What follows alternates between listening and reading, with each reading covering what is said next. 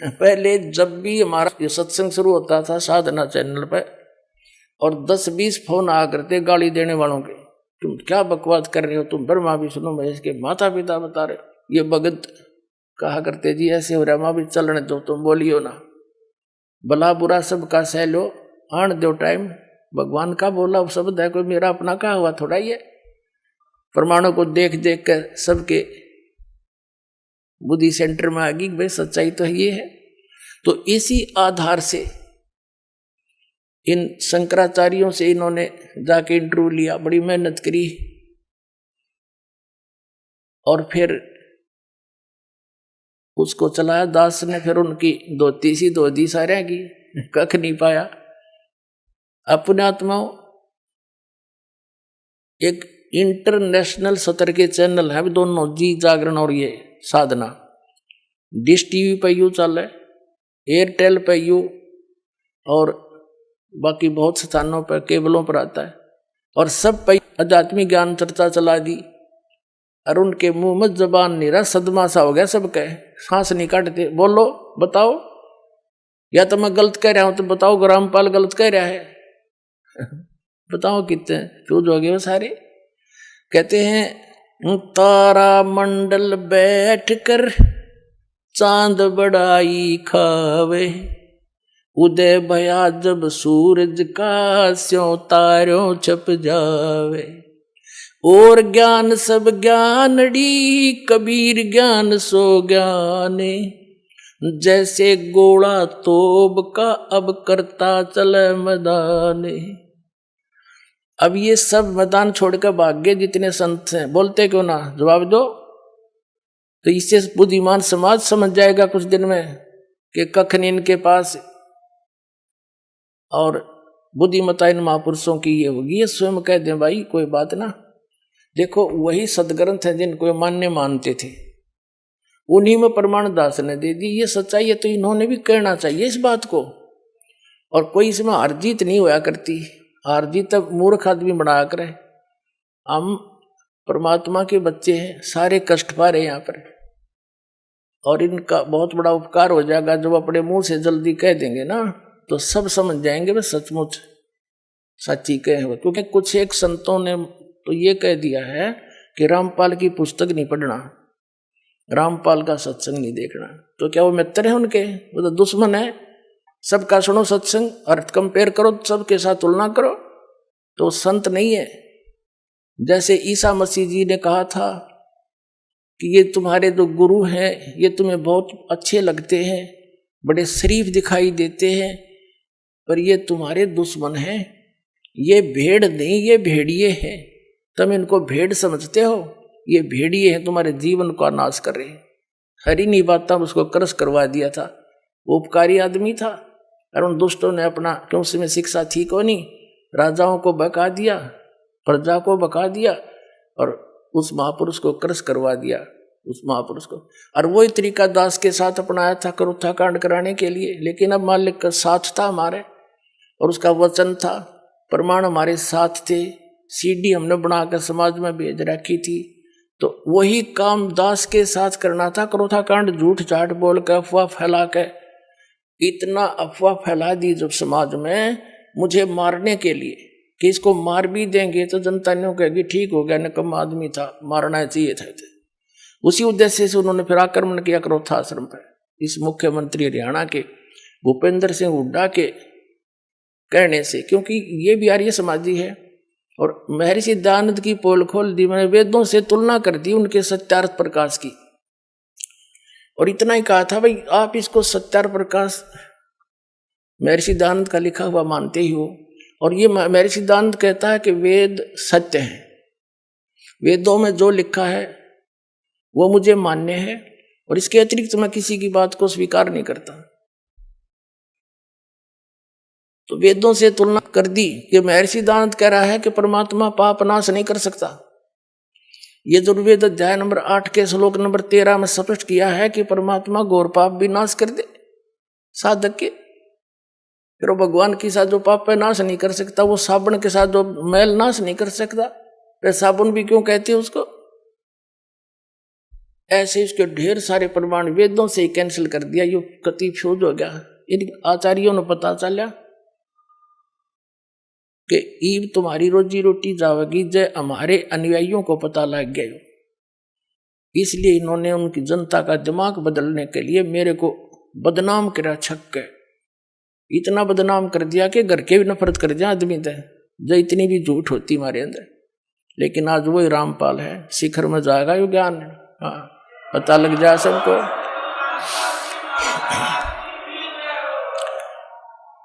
तो ये अब ये सफल नहीं हो सके। एक तो साथ कबीर समरस शक्ति हमारे है, और हम कति सारी साची और प्रमाणित बता रहे हैं, जिस कारण से ये ईब सांस घोट कर बैठ गए, ग्रानी क्वित पहुंच गए, आसपास भी नहीं है। आसपास का मतलब है जैसे आदमी के बारे में कोई बात कही जाती है तो उत्तर देव अन्यों कह देवे रामपाल ने यह झूठ बोल दी, तो हम फिर उसका दोबारा उत्तर दें, भाई नहीं देखो ये प्रमाण है, ये ठीक हो। इनके साथ तो वह बन गई। एक व्यक्ति बता रहा था, नो बोला हमारे गांव में एक भैंसा घनांडी पाक रहा था, और उसने गांव में कोई दूसरा भैंसा छोड़ा नहीं, उसको मार कूट कर सीमा से बाहर छोड़ के आया करता। पूरे गांव में अकेला था, बड़ा तगड़ा था।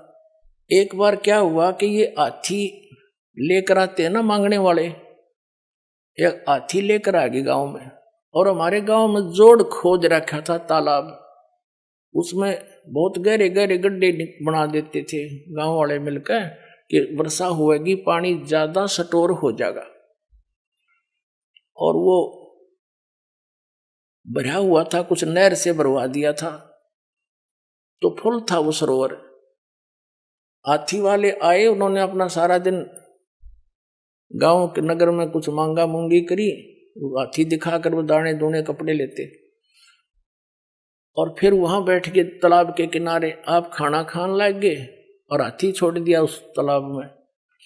हाथी गहरा गहरा पानी था, उसमें खूब मस्ती मारा, उसके अंदर लौट रहा गर्मी में।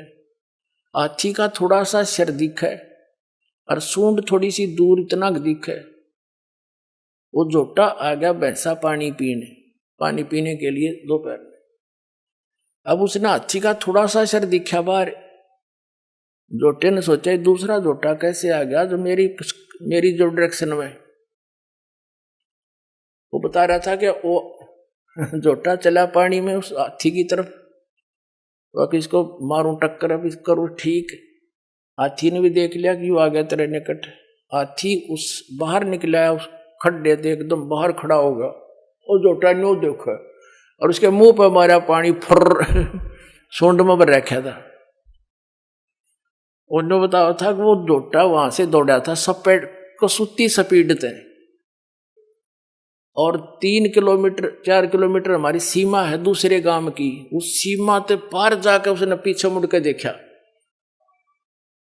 तो और गांव के लोग नो देखे भाई इसका कोई पीछे भी नहीं लग रहा, और यूं इतना कसूता भाग जा क्यों जा है, सीमा पार कर गया। तो पता लग गया कि ऐसे ऐसे बन गई अंडी गेला। तो पुण्यात्माओं दास ने यू सारा हाथी दिखा दिया इन ताई। अब ये पता नहीं कहाँ जाकर डटेंगे।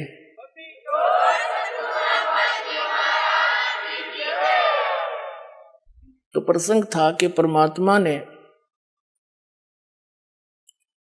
आकर के यहां बताया है कि पुण्यात्मा तुम गलत स्थान पर फंस रहे हो, आप यहां के वासी नहीं हो, ये आपका स्थायी स्थान नहीं है, और आपको भी पता इस बात का तो स्थायी नहीं है। इसका विकल्प ये है कि जितने आप हो, आपके बच्चे, रिश्तेदार, रिलेटिव, उनको पूरी तरह समझाने की चेष्टा करो। भले ही वो एक बार ना माने, प्यार से दूसरी बार 5-10 दिन के बाद जाकर फिर स्टार्ट करे, 10 दिन के बाद फिर पहुंच जा, धीरे धीरे स्वाता जैसे उसको जितना स्वा उतने बोला फिर चुप हो जाते, वो गाली भी दे बोला ही नहीं, क्योंकि हम सारे ऐसे थे, भ्रमित थे। और फिर धीरे धीरे यह बात आप पर समझ में आ जाएगी। तो इन बच्चों को भी मालिक के लाइन में लाओ। दास ने देखा है कि छोटे बच्चे इतनी अच्छी आत्मा के थे, उन बच्चों ने नाम लिया, ज्ञान समझा, 15, 16, 20 वर्ष के।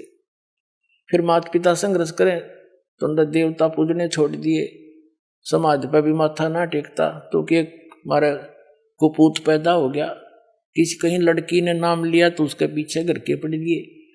अब धीरे धीरे उन्होंने सारे परिवार ने आना पड़ा इस ज्ञान समझ के, फिर रोज के नए नए सुख दिए परमात्मा ने।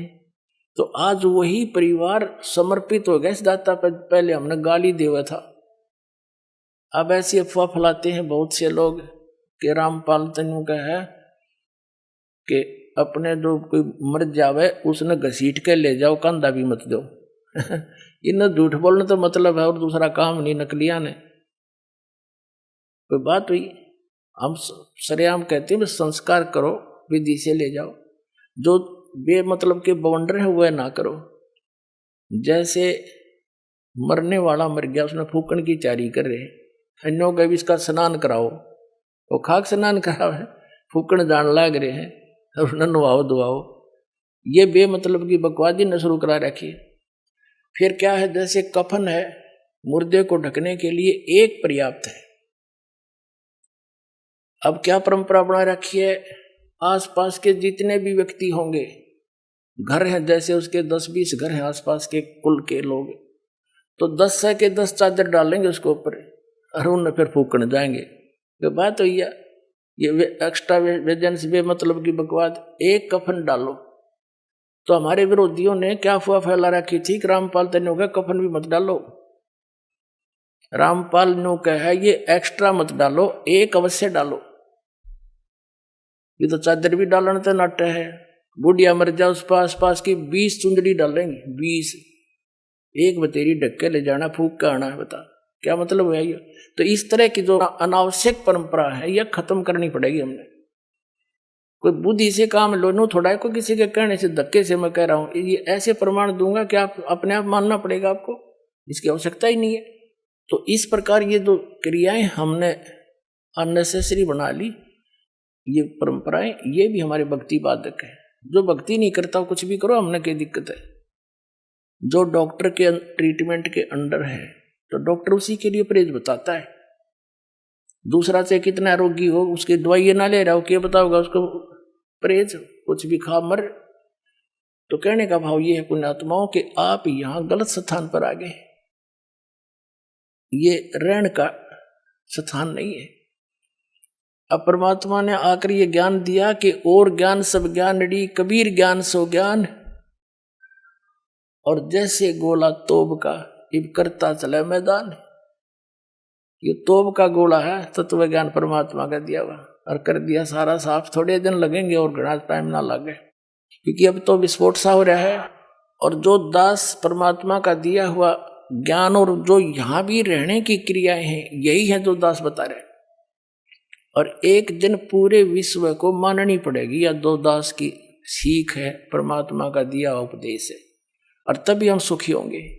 और इसी नाम को सबको ग्रहण करना पड़ेगा, क्योंकि भगवान का आदेश है। और काल से इस काल भगवान ने अपने वचन में कह रखा है कि कलयुग में कितने जीव ले जाइयो तुम, सतयुग त्रेता द्वापर में थोड़े जीव ले जाना। तो परमात्मा ने 3 युग बाट देखी, इंतजार की इसकी, और इसने 3 युगों में हमारे साथ के जुल्म करा दिए, हमें कितने मजहब बना दिए, नारी नारी भाषा बना दी। 100-200 किलोमीटर के बाद जाकर भाषा बदल जाती है। बता किस किस ने समझावे? अब इदास नहीं हिंदी आती है और कोई मराठी जानता है, ये मराठी में क्यों कर समझाऊं उसने हैं, और दूसरी भाषा में कैसे समझाया जाए? तो ऐसा जुल्म कर दिया इसने हमारे साथ कि एक का क्षेत्र में आया संत वहीं कर करा के अपना जीवन नष्ट चला जाओ, दूसरा समझे नहीं इसकी बात नहीं। तो अब परमात्मा ने दया बख्शी है, ये ज्ञान ऐसा है और सभी भाषाओं के बच्चे इसे परिचित हो गए। अब वो अपनी अपनी लैंग्वेज में इनको बना के तत्व ज्ञान को छपवा रहा है और अपने बहन भाइयों को वहां बांट रहा है। तो परमात्मा ने ये मीडिया बना दिया। इसके अंदर भी एक बताते हैं कि ऐसा सॉफ्टवेयर बनने वाला है, कुछ बन भी गया है, कि वो किसी भी भाषा का हो सभी भाषाओं में वो उसको कन्वर्ट कर देता है। दया भी दया परमात्मा ने करी आपके ऊपर। तो पुण्यात्मा परमात्मा कहते हैं और ज्ञान सब ज्ञान डी, कबीर ज्ञान सो ज्ञान, और जैसे गोला तोब का अब करता चला मैदान। तोब के गोले का आगे किले नहीं डटया करे हैं, एक का बढ़ा दिया करे, 2-3 लागे बात तो निशान नहीं पावे। तो ये परमात्मा का तोब का गोला है। और ये सोच ले एक किस्म का भी परमाणु बन गया। असली परमाणु दास ने बनाया है अज्ञान के नाश करने का और सत्य को ऊपर उभारने का। एक पुस्तक जहां भी भक्त बांट आते हैं उस परिवार पर कृपा होती है, आसपास के सुना के वो भी उनसे पूछते हैं, फिर पुस्तक ग्रहण करते हैं। और वो क्योंकि अज्ञान गणा है, कई भक्तों ने कहा जी 2 वर्ष पहले पुस्तक ली थी और आज दया हुई आपकी, बताओ इतना ज्ञान बना रखा है।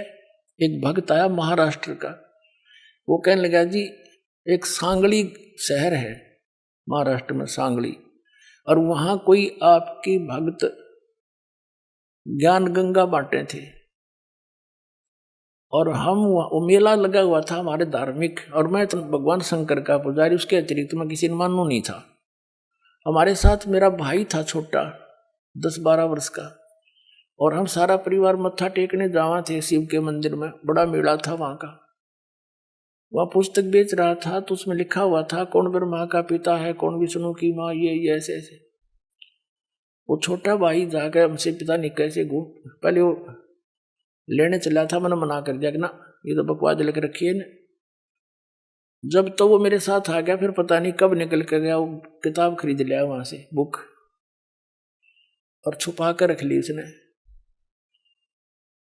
जब मैं गाड़ी से उतरने लगा तब देखा मैंने वो पुस्तक ले रहा हुआ हाथ में, उसे मैंने छीन ली और मेज पर उल्टी रख दी कि इसके दर्शन भी नहीं करूं। वह रखी रही 2 महीने तक।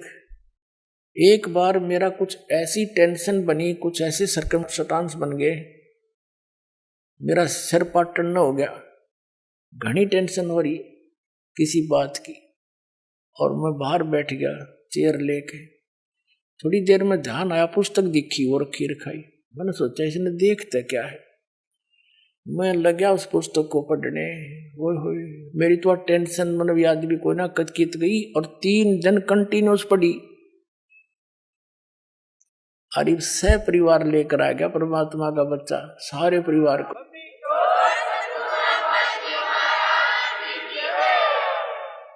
तो ये एक किस्म का परमाणु बन गया ये पुस्तक परमात्मा के ज्ञान की।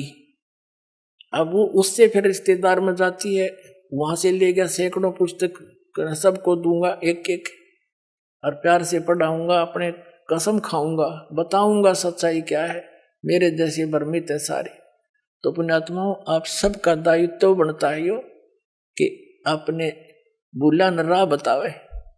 और पहले जब बताना, जब आपका विश्वास हो जाए कि दास सच्ची कह रहा है, ना भूल के भी इसका जिक्र ना करना जब तक आपका विश्वास ना हो। और विश्वास तो दास करा के छोड़ देगा, कोई बड़का का लेख है, भगवान के बताया हुआ ज्ञान, इसमें इतनी भी मेन मेख नहीं पा सकती, और ये स्वीकार करना पड़ेगा, एक दिन आएगा। अगर आप ये वीडियो YouTube पर देख रहे हैं तो हमारे चैनल को सब्सक्राइब करें और बेल आइकन को दबाना ना भूलें। अगर आप Facebook पर ये वीडियो देख रहे हैं तो हमारे पेज को लाइक करें।